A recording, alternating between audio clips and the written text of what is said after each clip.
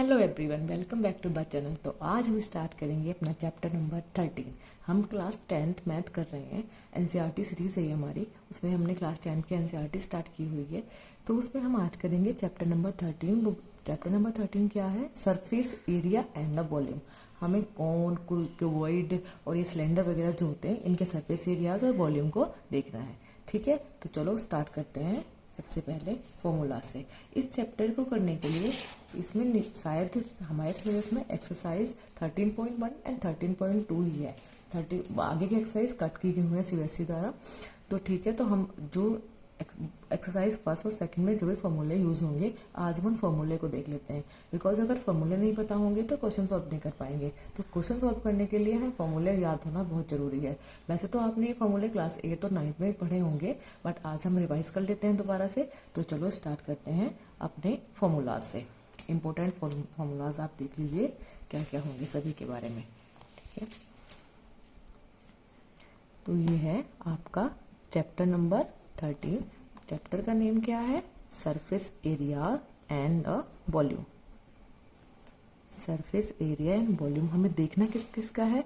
Cube देख लेते हैं। हमें क्यूब का देखना है, क्यूबॉइड का देखना है, सिलेंडर देखना है, और कोन का देखना है, स्फेयर वगैरह है, सेमी स्फेयर और एक फ्रस्टम है शायद। आई थिंक 4-5 चीजें हैं ये। तो इनके हम वन बाय वन देखते हैं क्या है इनके फॉर्मूले। तो सबसे पहले स्टार्ट करते हैं अपना कौन से, सॉरी क्यूब से।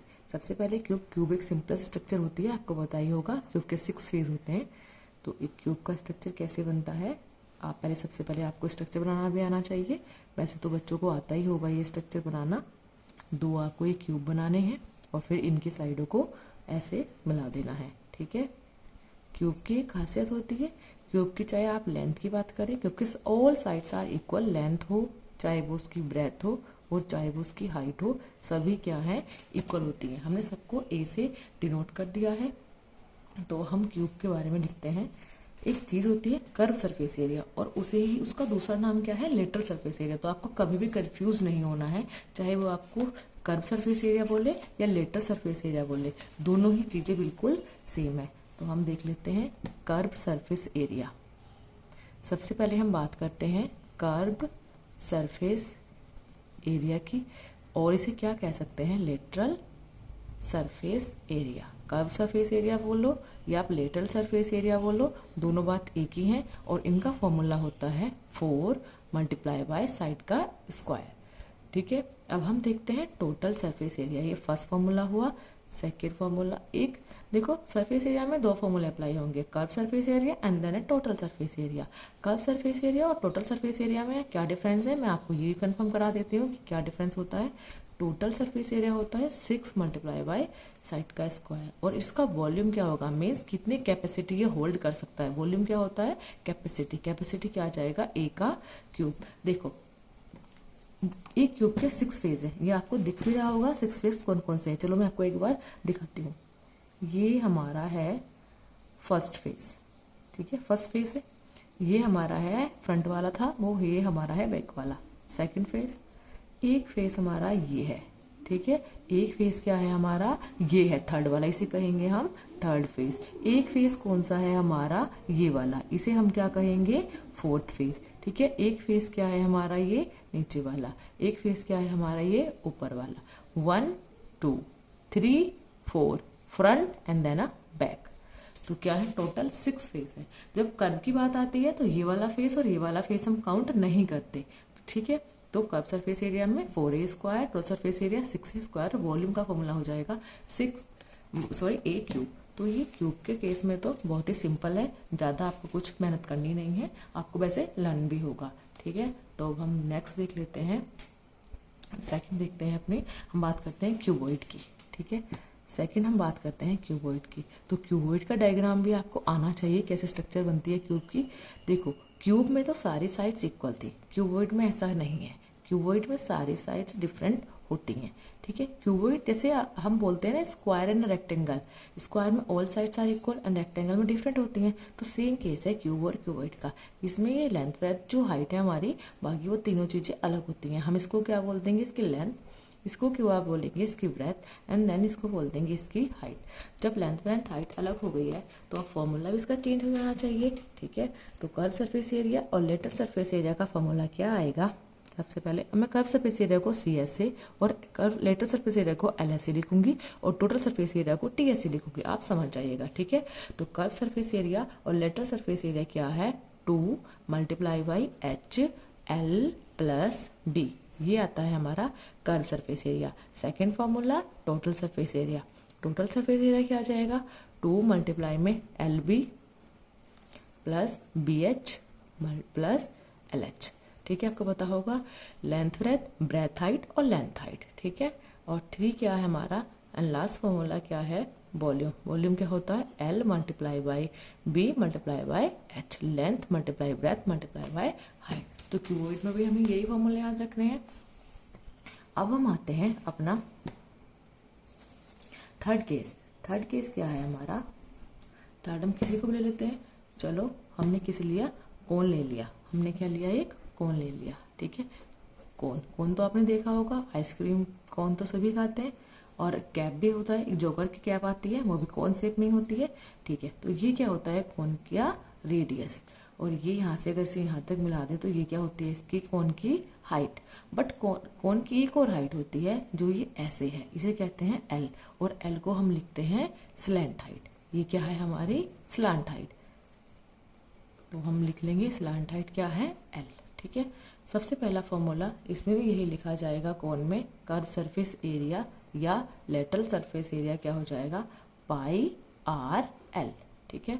सेकंड क्या है, total surface area, total surface area क्या हो जाएगा, पाई आर एल प्लस आर, ठीक है।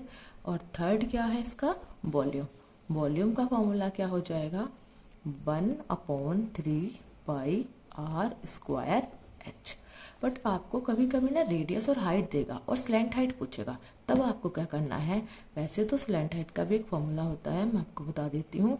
स्लैंट हाइट का फॉर्मूला होता है, स्लैंट हाइट को एल से डिनोट करेंगे, L is equal to root H का स्क्वायर प्लस आर का स्क्वायर, मीन्स रेडियस और हाइट के स्क्वायर से हम क्या निकाल सकते हैं, स्लैंट हाइट। तो क्यूब में भी सिर्फ ये 3-4 फॉर्मूले ही लगेंगे। अपने नेक्स्ट पार्ट पे आते हैं, जिसे सपोज कर लिया हमने सिलेंडर। ये सारे पार्ट हमारे एक्सरसाइज में यूज होने वाले हैं, ठीक है। सिलेंडर भी आप सभी ने देखा होगा, तो ये हमारा सिलेंडर का डायग्राम है, ठीक है। ये क्या होती है सिलेंडर की रेडियस, ऐसे ही नीचे वाले पार्ट में भी हो जाएगा, और इन दोनों को मिलाने पे क्या बन जाएगी, सिलेंडर की हाइट। तो सिलेंडर का कर्व सरफेस एरिया क्या होता है, तो 2 पाई आर एच, ठीक है।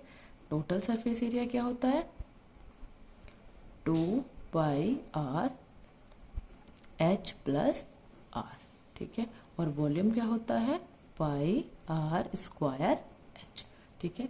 तो सिलेंडर में भी ये 3 फॉर्मूले लगेंगे हमारे, फर्स्ट, सेकेंड एंड थर्ड, ठीक है। तो फिफ्थ देख लेते हैं। फिफ्थ, चलो बात करते हैं स्फेयर की।